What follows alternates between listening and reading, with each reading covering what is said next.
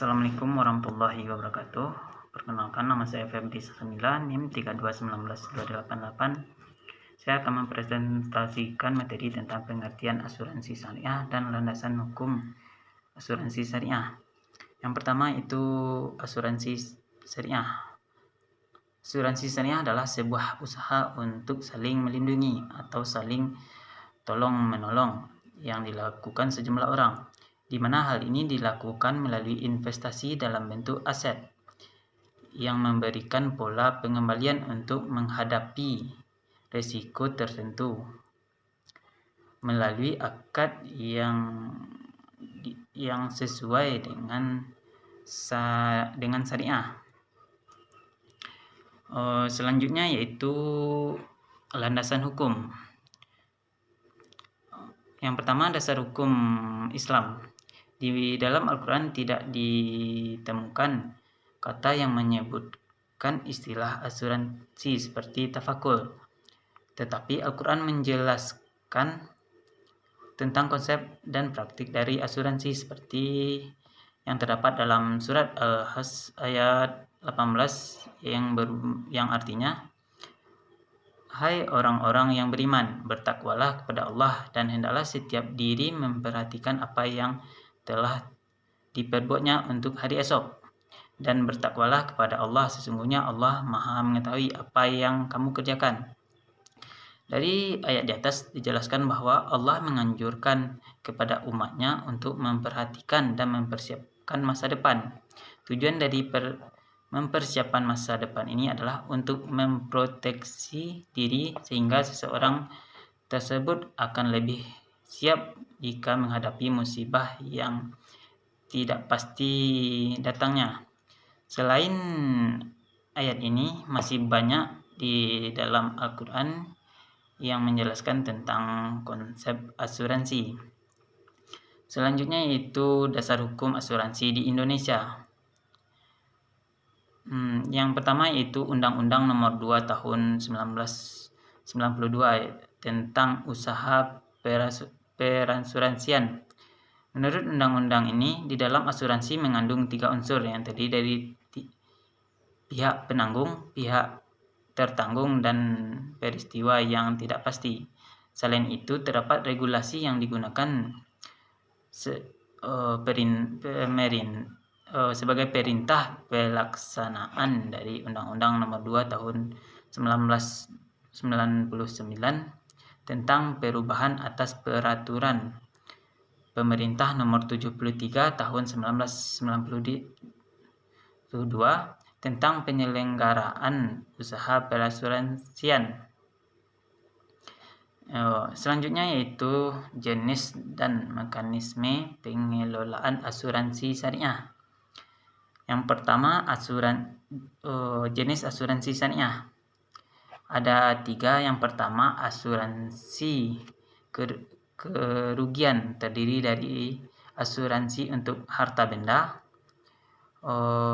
kepentingan keuangan, tanggung jawab hukum, dan asuransi diri. Yang kedua yaitu asuransi jiwa. Pada hakikatnya merupakan suatu bentuk kerjasama antara orang yang menghindarkan atau minimal mengurangi risiko yang diakibatkan oleh risiko kematian. Selanjutnya asuransi sosial. Asuransi sosial adalah program asuransi wajib yang diselenggarakan pemerintah berdasarkan undang-undang. Maksud dan tujuan asuransi sosial adalah menyediakan jaminan dasar bagi masyarakat dan tidak bertujuan untuk mendapat keuntungan komersial. Selanjutnya itu mekanisme pengelolaan asuransi syariah. Dalam pengelolaan dana asuransi syariah terjadi saling melindungi, saling tolong-menolong, dan saling bantu-membantu di antara peserta asuransi. Dalam mengelola dana dari peserta, perusahaan asuransi syariah menggunakan 2 mekanisme pengelolaan dana, antara lain yaitu sistem yang tidak mengandung unsur tabungan. Pada sistem ini, Peserta asuransi hanya membayarkan dana tabaruk saja tanpa saving atau tabungan. Selanjutnya itu sistem yang kedua, sistem yang menggunakan unsur tabungan. Para peserta asuransi membayarkan dana tabaruk sekaligus dengan dana tabungan.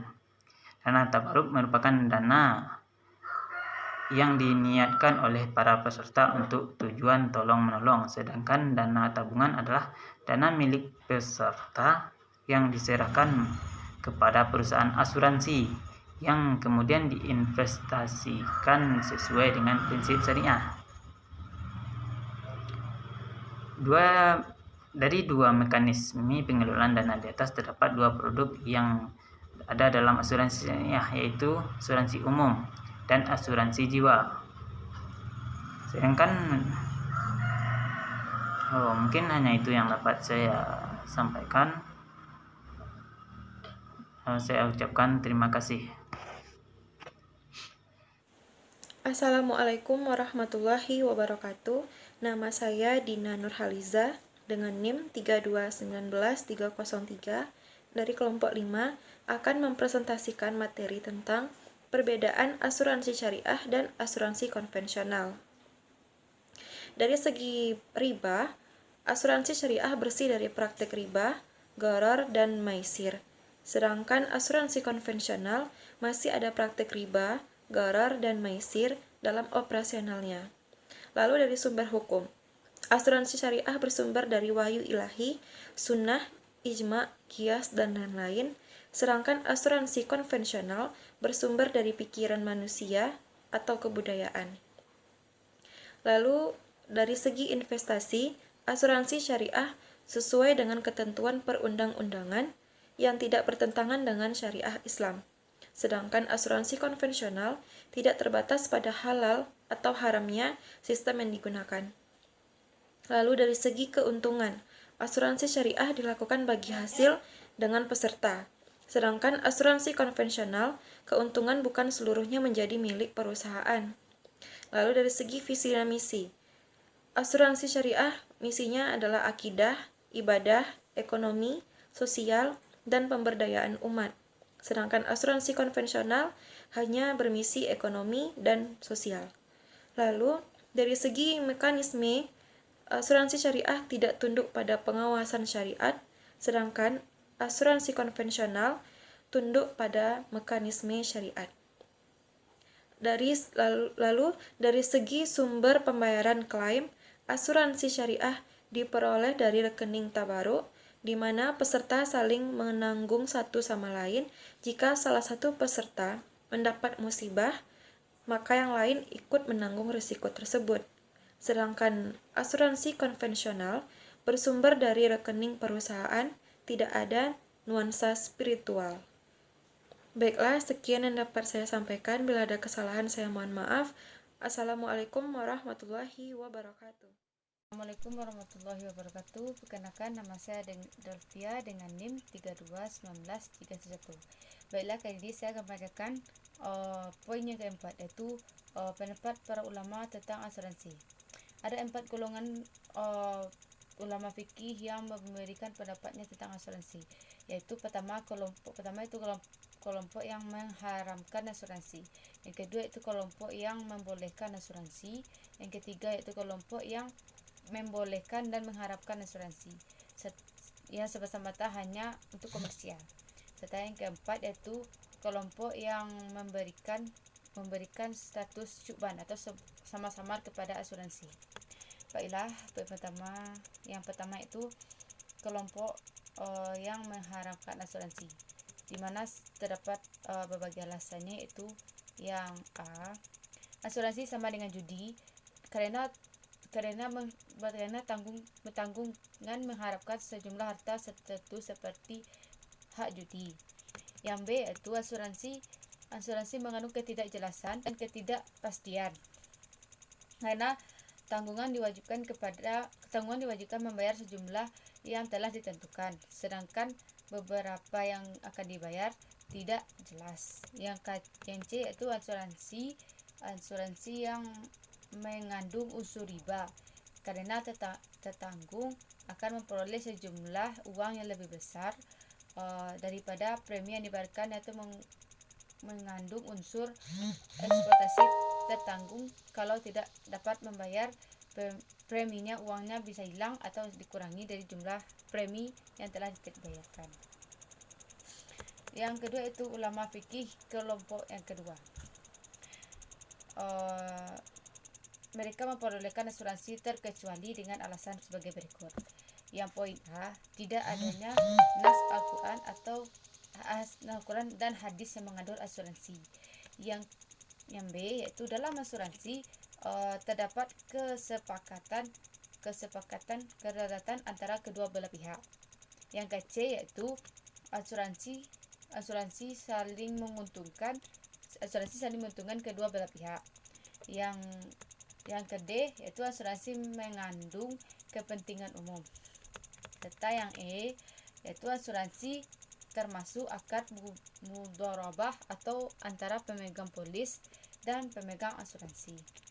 Sedangkan yang C, yaitu asuransi termasuk saik ta'winiyah, yaitu usban bersama yang didasarkan prinsip tolong menolong. Yang poin ketiga itu kelompok ulama ketiga itu memberikan penjelasannya itu bahwa asuransi yang bersifat sosial tolong menolong adalah halal sebagai aktivitas alami yang diwujudkan keberadaannya. Sedangkan kelompok ulama fikih yang keempat itu menganggap asuransi sebagai subah dengan alasan tidak ada dalil yang secara mengharamkannya yang menghalalkannya. Sementara dapat dirasakan pada asuransi terkandung keuntungan sekaligus kerugian pada pihak-pihak terlibat. Dan golongan pendapat ulama membolehkan asuransi sesuai dengan syariat catatan tertentu. Asuransi golongan ini boleh dengan syarat catatan tertentu.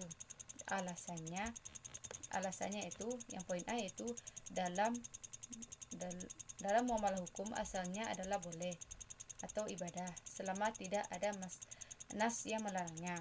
Yang KB, yaitu asuransi sudah menjadi harurah ijtamaiyah, yaitu khusus di negara maju. Di antara syarat yang diperolehnya asuransi yaitu A, menghilangkan unsur-unsur yang diharamkan. Yang B, merubah asuransi bersifat terjual. Yang C, konsekuensinya adalah menjadikan premi yang dibayarkan peserta sebagainya jadikan terbaru. Yang D, yang terakhir, yaitu pengelolaan dana investasi haruslah proyek yang sesuai dengan syariah. Baiklah, itu penjelasan terakhir dari kelompok kami. Kalau salah kami maaf. Assalamualaikum warahmatullahi wabarakatuh.